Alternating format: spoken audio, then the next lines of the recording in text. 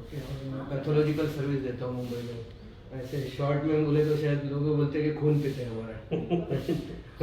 तो बेसिकली वो कर रहा हूँ मैं काफ़ी पिछले 22-23 सालों से मैं माइक्रोबायोलॉजी में हूँ और हम लोग पैथोलॉजिकल सर्विसेज देते हैं।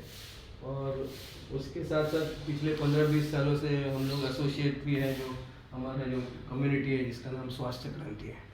बेसिकली जब मैं प्रैक्टिस करता था तब से मैं देख रहा हूँ ना कि बहुत लोगों को प्रॉब्लम्स है, क्योंकि जब तक आदमी हेल्दी होता है तो उसको पता नहीं चलता है कि हेल्थ का क्या वैल्यू है। डॉक्टर्स को मालूम है कि क्या होता है, राइट। लेकिन डॉक्टर का भी ये देखा गया, हमारे बड़ोदरा में मालूम नहीं, लेकिन डॉक्टर भी सबसे बड़े पेशेंट हैं आपकी, क्योंकि उनकी लाइफस्टाइल इतनी खराब है क्योंकि उनको खाने को ही टाइम नहीं लगता है। ऐसा है ना कि बहुत बार बड़े बड़े डॉक्टर होते हैं कि टाइम नहीं मिलता, फिर वो वड़ा पाव खा लेते हैं, बोला अभी रात को शांति से खाएंगे, फिर वो रात को इतना खा लेते कि फिर पेट भी निकल जाता है, राइट। तो ये हमारे कम्युनिटी है बेसिकली, जिसका नाम स्वास्थ्य क्रांति है। और हमारा एम ये है कि हम लोगों को एजुकेट करते हैं ऑप्टिमल हेल्थ के बारे में, ठीक है। क्योंकि आप देखोगे आज की तारीख में अवेयरनेस काफ़ी है, बड़ौदा में बोलो या कहीं पे भी बोलो, पिछले 10 साल में अगर आपने देखा होगा कि जॉगर्स पार्क बहुत खुल गए हैं, है ना। लोग एक्सरसाइज कर रहे हैं, लोग हेल्थ के बारे में कुछ न्यूज़ कर रहे हैं। टीवी का कोई भी ऐड देख लो, वो अच्छे दिखने के बारे में या अच्छे हेल्थ के बारे में ही होता है। बहुत सारे जिम खुल गए, स्पा खुल गए। तो ये क्यों हो रहा है? क्योंकि आप जैसे आप हॉस्पिटल में हो, डॉक्टर हो, तो आप देखते होगे कि मैं आपको पूछूंगा कि सबसे ज़्यादा लोग बीमार हैं क्या लोग हेल्दी हैं? आपके हिसाब से क्या लगता है कि लोग हेल्दी है?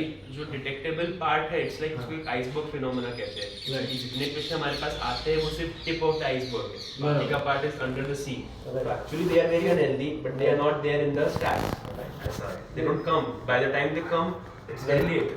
तो छोटा मोटा हर किसी को कुछ ना कुछ प्रॉब्लम है, लेकिन देखा गया है तो मेजॉरिटी लोग हेल्दी है क्योंकि हॉस्पिटल में कम लोग हैं।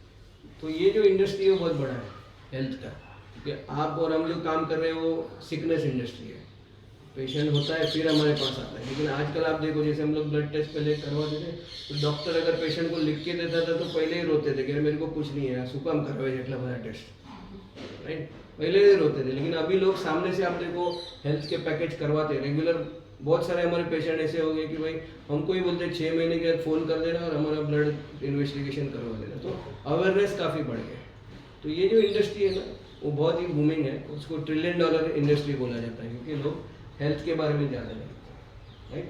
तो ये हम लोग जो कम्युनिटी है स्वास्थ्य क्रांति, इसमें हम लोग हर प्रकार के लोग हैं, डॉक्टर्स भी है इसके अंदर आप बोलो तो न्यूट्रिशनिस्ट, डाइटिशियन और कॉमन लोग भी हैं। और हमारा एक ही एम है कि हम लोगों को एजुकेट करते हैं कि हम लोग ऑप्टिमल हेल्थ कैसे पा सकते हैं। तो मैं थोड़े ब्रीफ में थोड़ा बताऊंगा कि एग्जैक्टली हम लोग क्या करते हैं। कुछ पॉइंट आपको भी पता होंगे।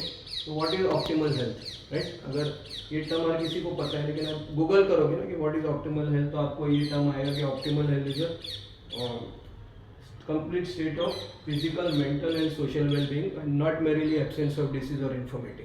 इसका मतलब क्या है कि अगर आप बीमार नहीं हो, आपके शरीर में कोई बीमारी नहीं है तो आप हेल्दी हो, ऐसा जरूरी नहीं है। ऑप्टिमल हेल्थ के लिए आपको 4 पिलर फॉलो करने पड़ते हैं। जैसे कि आप कोई एग्जांपल ले लो, एक गाड़ी है, कार है, अगर उसको आप शोरूम से खरीदोगे तो वो बोलेगा आपको कि इतना लीटर में इतना किलोमीटर देगा, तो उसके साथ एक एस्ट्रिक मार्क होता है।